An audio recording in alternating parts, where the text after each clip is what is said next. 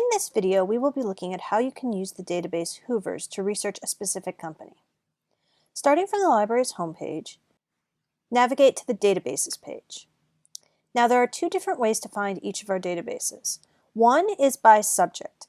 As you can see here we have subject headings, and if you click on any of these, you'll be taken to a list of databases that cover items in that subject area. However, another way, if you know the name of the database, is to use the database's A to Z list. I can click on this list, and now I'll be taken to an alphabetical list of all our databases. I know Hoover's starts with an H, so I'll click on the H's, and here's Hoover's. The first time you're using any of our databases, I recommend that you click the plus sign next to it. Clicking the plus sign will tell you information about the database, including any technical information about how to use it, as well as information about what it covers. So here we can see two types of information about Hoover's. First, we can see this statement. Hoover's, a subsidiary of the Dun & Bradstreet Corporation, D&B, offers proprietary business information. Hoover's provides data on more than 85 million corporations, 100 million people, and 1,000 industries. So that gives you a sense of what you might use Hoover's for and what's included within it. The other piece of information that's given here is this line here, which says that you must use the browser in Firefox Private or Google Chrome Incognito because other browsers are not supported. So right now today we're going to take a look at what it means to use this in Google Chrome Incognito. Incognito is one type of window within Google Chrome, and to do it you would, instead of clicking on this the normal way, or left clicking, you would right click on Hoover's. So I right click on it and I get this pop-up menu, and here you see Open Link in Incognito window. I select this, and now I'm going to open the link in what's called an Incognito window. I'm being prompted to log in, so I'll type in my login information, and this is the same information you would use to log into MyFIT. Hit submit, and now we're in the Hoover's homepage. Now, as you can see, they offer a number of different features here, but today we're going to be concentrating on how you can search for information about a specific known company. To do that, the easiest way is to go up to this search box at the top where it says search for a company in gray letters. I click in this search box and I'm going to type the name of a company that I want to research. So today I'm going to be researching the Gap. So I would start typing Gap, and you'll see that it's going to populate with suggestions of what I may mean. So I can just click on the Gap Inc. and I will be taken to an entire company profile for the Gap. So you can see here there's a bunch of information presented in a pretty clear manner. They're going to tell you where the company is located with a little map, and over here the address and contact information. They're going to tell you how many employees there are both in this home location in San Francisco, as well as over the entire company. They're going to tell you whether it's a public or private company, which is important because a public company will have more information available about it, and it's publicly traded. It's going to tell you what it's traded under, so that's GPS on the New York Stock Exchange. And it's going to give you information about what industry it falls within. In addition, it gives you some quick financial information, including annual sales, total assets, and market value. And then if it's in the Fortune 1000, it will tell you the rank over here. Now, below that, we see a bunch of information about the company that's created by Hoover's in most cases. So they're going to give you a company description, and you'll see it says source D&B, which stands for Dun & Bradstreet, which is the company that Hoover's is a part of. And it's going to tell you what industry it falls within. And then down here, some company corporate highlights. Below that, we'll have key contacts, including, you can see, the Chief Executive Officer of the entire company, Sonia Singhal.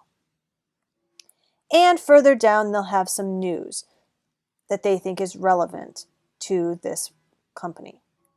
Below that, you get financial summary information about both the company's finances and the stock. Now, this is all sort of summary information, but if I scroll up and I look at this menu on the side, I'll see that I have access to a lot of additional information as well. If you're writing about the company, you may find the company description, which goes into greater detail, or the company history to be useful. They also offer information about the products and operations, which can give you some good data about the company and its subsidiaries. You'll note down here it's going to talk not just about Gap Inc., but some of its subsidiary companies, the major ones. We've got more contact information, and then we've got the corporate family. This is going to show you what companies are affiliated and owned by and controlled by Gap Inc. So this is a good place to come if you're trying to understand how companies are related to one another. Below that, they have the corporate overview, which is again going to give you just top level information about the corporation, including who their auditor and banks are. And then more about where they fall within the industry organization. Signals, which is going to give you sort of reports about things that are key about the company. And then this, which is very helpful, they're SWOT analyses.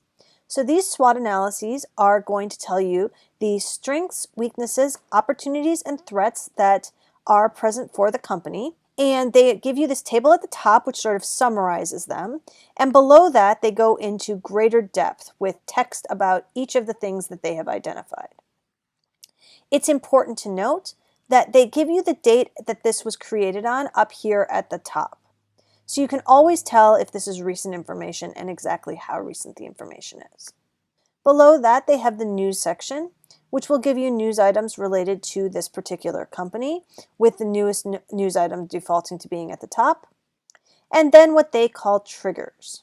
And triggers are basically major events that are seen as being a trigger to change for the company or a trigger to potential investment action is another way you can sort of think about it. So this is something that would be a major corporate activity in the view of D&B.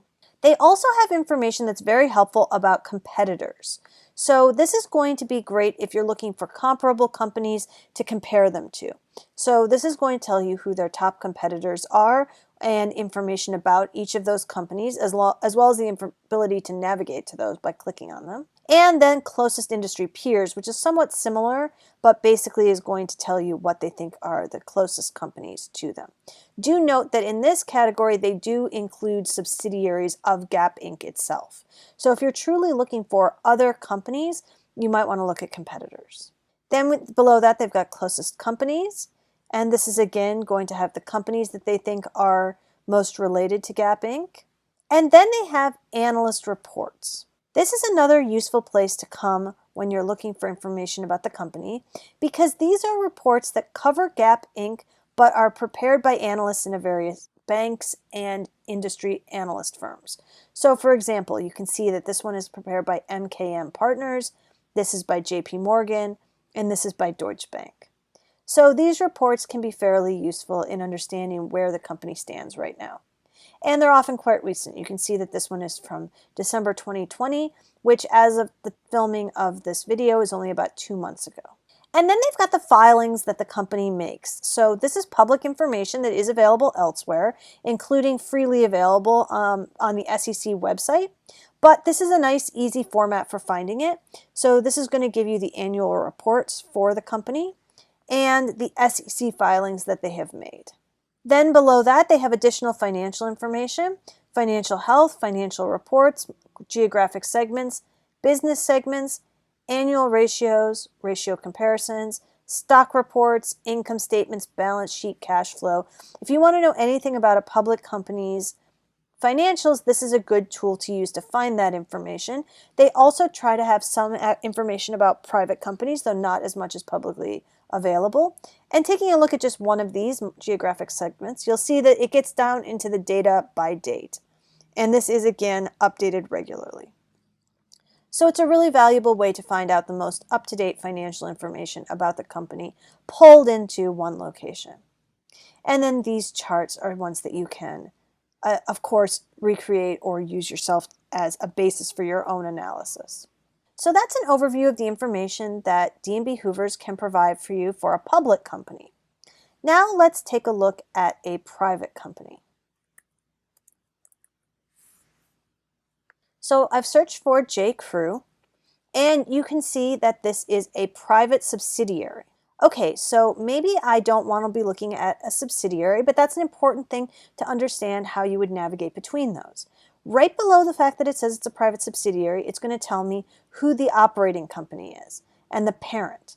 And then above that, it's going to tell me who the ultimate parent is. So I could decide that I wanted to go to the parent of J. Crew Inc. or the ultimate parent of Chino Holdings Inc.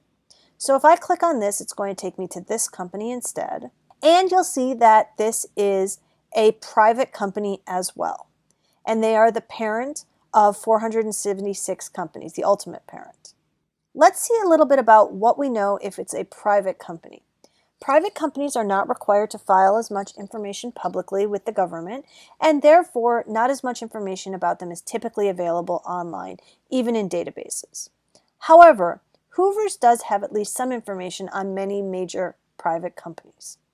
So as you can see, it's going to tell you at the top when there isn't much data. So it says right here, has limited marketability due to incomplete or invalid data. But it is going to gather what's possible. So it's telling you the annual sales, and it's showing you that that's an estimate. It's going to give you usually a briefer business description.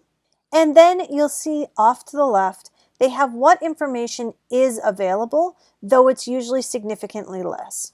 So you can see that there aren't those financial areas covered here because that's not publicly available information. But let's say that we wanted to see what signals were there for this. This is again going to tell you what the biggest sort of signal report about this company is.